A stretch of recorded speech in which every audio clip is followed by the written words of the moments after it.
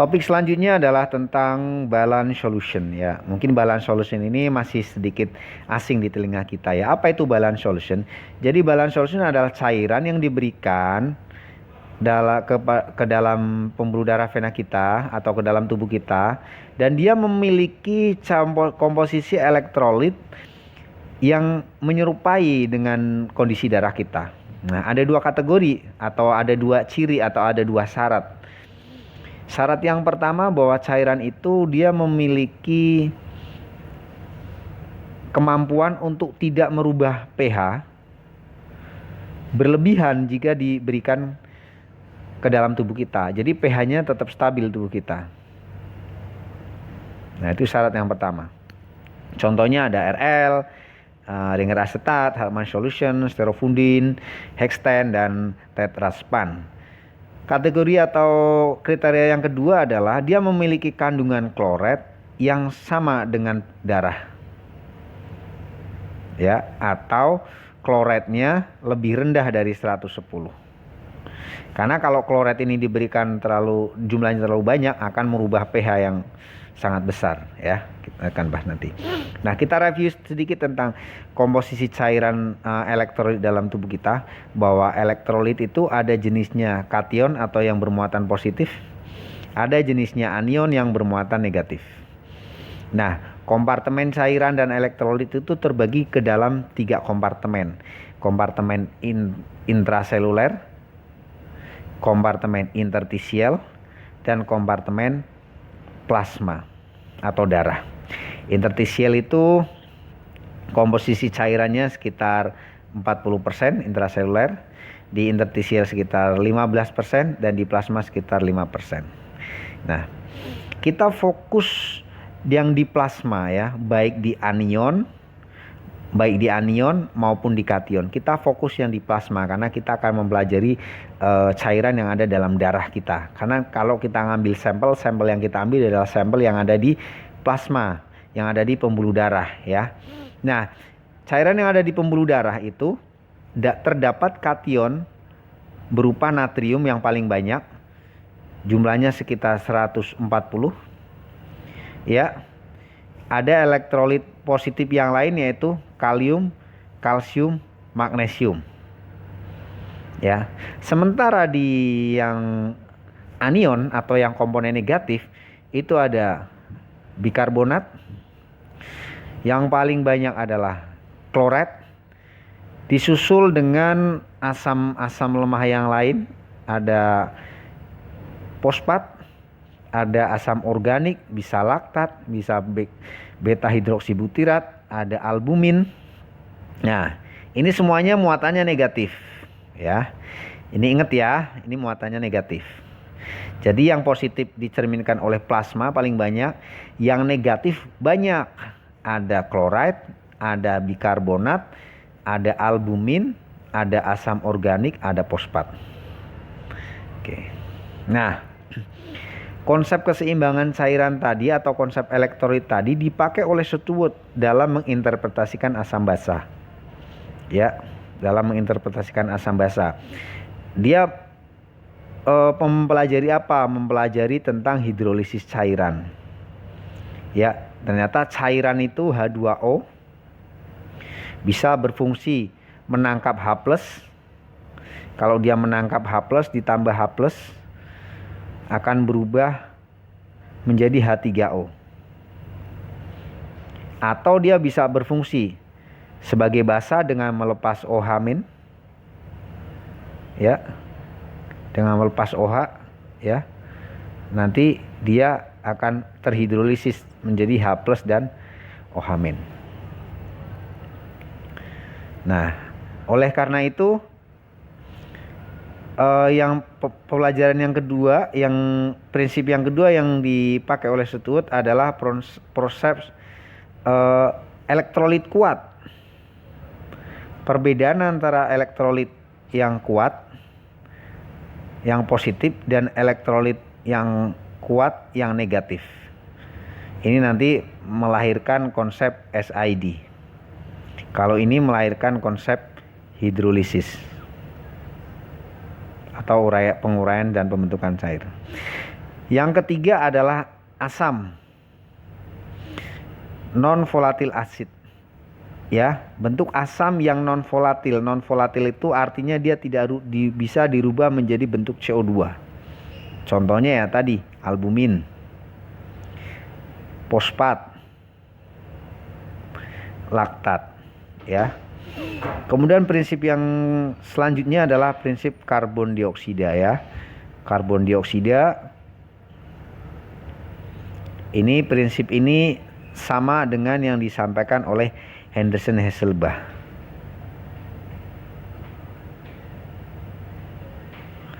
Oke, nah 3 prinsip ini yang mendasari Stewart untuk mempelajari asam basa.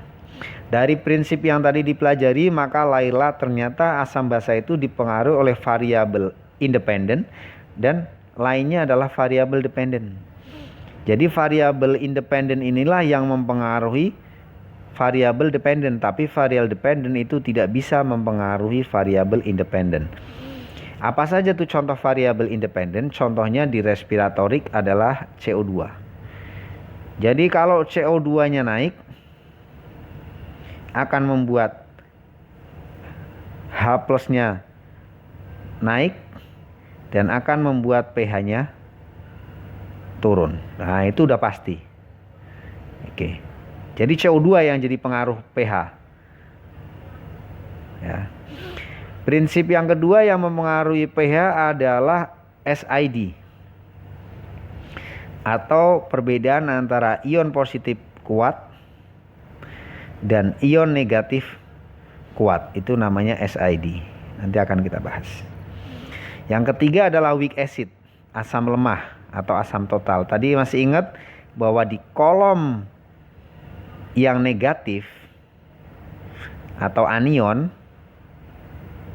selain ada Cl, ada bikarbonat, juga ada weak acid, asam lemah. Nah, kalau asam lemahnya ini bertambah atau berkurang, dia akan mempengaruhi asam basa tubuh.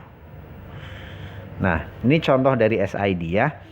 Jadi ini adalah ion yang positif kuat dan ini adalah ion yang negatif kuat. Nah, selisihnya itu dia disebut dengan SID atau strong ion difference, ya. Jadi jumlah SID adalah natrium ditambah kalium, ya, dikurangi Cl dan asam organik kuat. Ini namanya SID. Paham ya? Jadi kalau digambarkan dengan gampang, ada 2 kotak, yang satu positif, yang satu negatif muatannya. Ini natrium, ini Cl. Selisih antara natrium sama Cl itu namanya SID. Karena weak acid atau asam organik kuat nilainya kecil, ya. Gitu. Tapi kalau dia banyak, nanti dia akan mempengaruhi SID juga. Oke. Nih, ada weak acid. Nah, bagaimana hubungan SID dengan pH?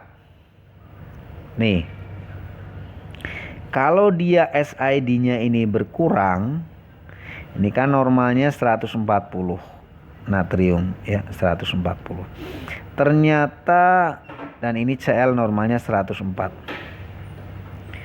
Jadi 140 dikurangi 104 sama dengan 36. Oke kan? Nah, kalau dia Cl-nya naik, ini misalnya jadinya 140, karena Cl-nya naik jadi 104, misalnya jadi 115 yang gampang, ya. 115 berarti SID-nya tinggal tersisa 25. Turun kan SID-nya. Nah, ini SID-nya turun. Dalam kondisi ini dia akan membuat tubuh menjadi asidosis karena penurunan SID. Atau sebaliknya, jadi SID-nya Cl-nya tetap, ya. Cl-nya tetap, jadi tetap di 104. Tapi natriumnya turun misalnya jadi 124. Nah, SID-nya juga turun jadinya jadi sekitar 20. Ini juga asidosis. Nah, yang ketiga kalau alkalosis berkebalikan dengan asidosis, kalau terjadi peningkatan SID nih, SID-nya naik jadi dia alkalosis. Contohnya natriumnya yang tadinya 140, karena ada Cl-nya yang turun, Cl-nya menjadi 90 misalnya, jadi SID-nya jadi 50. Atau Cl-nya tetap tapi natriumnya naik jadi 150 misalnya, atau 155 misalnya, sementara Cl-nya 104, ini menjadi 51, alkalosis ya. Jadi kalau ada SID yang bertambah banyak, dia akan membuat alkalosis. Kalau ada SID yang bertambah atau berkurang, dia akan membuat asidosis. Oke. Nah, ini adalah contoh dari efek chloride ya. Ketika kita memberikan chloride yang begitu banyak atau berlebihan, ini akan membuat SID-nya turun. Jadi hiperchloremia with reduced plasma SID. SID-nya akan turun seperti yang tadi saya bilang. Ini akan membuat asidosis metabolik ya, dan akan membuat hipoperfusi. Perfusinya akan turun ya. Ini contohnya karena efek pemberian dari SID ya. Nah, ini adalah efek metabolik yang menurut Van Kelsen-Stewart. Jadi kalau pada saat tubuh kita kekurangan air, tubuh kita akan cenderung alkalosis. Kalau tubuh kita kelebihan air, tubuh kita akan cenderung asidosis. Kalau tubuh kita kekurangan chloride, akan cenderung alkalosis. Tubuh kita kelebihan chloride akan cenderung asidosis. Tubuh kita ada unmeasured anion ya. Unmeasured anion umumnya dia tidak berkurang ya. Tapi kalau dia unmeasured anionnya itu bertambah, dia akan cenderung asidosis. Kenapa? Karena unmeasured anion itu letaknya dia anion. Namanya juga anion, negatif dia. Jadi kalau jumlahnya ini udah ada Cl, harusnya unmeasured anionnya sebesar ini. Tapi kalau ada unmeasured anion yang bertambah banyak, maka dia akan mendesak jadi SID-nya jadi mengecil. Jadi asidosis. Albumin, kalau jumlahnya turun dia akan alkalosis, kalau jumlahnya meningkat dia akan membuat asidosis. Fosfat juga. Kenapa? Sama prinsipnya. Karena albumin, fosfat, unmeasured anion, Cl itu ada di bermuatan negatif. Jadi kalau jumlahnya meningkat, maka SID-nya akan turun sehingga akan asidosis. Anda lihat di sisi ini, asidosis ini. Asidosis ini diakibatkan karena semua yang bermuatan negatif, Cl, unmeasured anion, albumin, dan fosfat, ini jumlahnya meningkat, hiper, positif, atau meningkat. Ini contohnya. Ya. Pada plasma, jumlah Cl-nya turun, tadi udah saya contohkan ya. Natriumnya 140, Cl-nya 95, jadi SID-nya jadi naik, jadi alkalosis. SID-nya yang normalnya 38, 36 jadi 45, naik jadi alkalosis. Alkalosis hiperkloremik. Ini bagaimana kalau ada Cl-nya yang bertambah tapi natriumnya tetap ya. Jadi Cl-nya natriumnya tetap tapi Cl-nya bertambah. Maka SID-nya juga akan turun. Ya, yang jadi sekitar 20, jadi asidosis hiperkloremik. Nah, bagaimana tubuh kalau ditambah NaCl? NaCl yang tadi normalnya 140 di plasma dan Cl-nya 102, kalau kita tambah NaCl dalam 1 liter, apa yang terjadi ya? Sementara NaCl itu punya natrium 154, punya Cl 154, SID-nya 0. Apa yang terjadi? Nah, yang terjadi adalah jumlah natrium totalnya sekitar 147. Jumlah Cl totalnya sekitar 128. Jadi SID-nya sekitar 19. Jadi sangat asidosis ya. Oke. Bagaimana kalau cairan ditambah RL? Kalau cairan ditambah RL, sementara di RL itu kita lihat isinya apa? Di RL itu ada isinya kation atau yang bermuatan positif sekitar 137, Cl-nya 19, dan ada buffer laktat 28. SID-nya jadi 0 di cairan RL. Tapi apa yang terjadi kalau tubuh kita ditambah RL itu dia cepat, karena laktatnya itu cepat di metabolisme di hepar.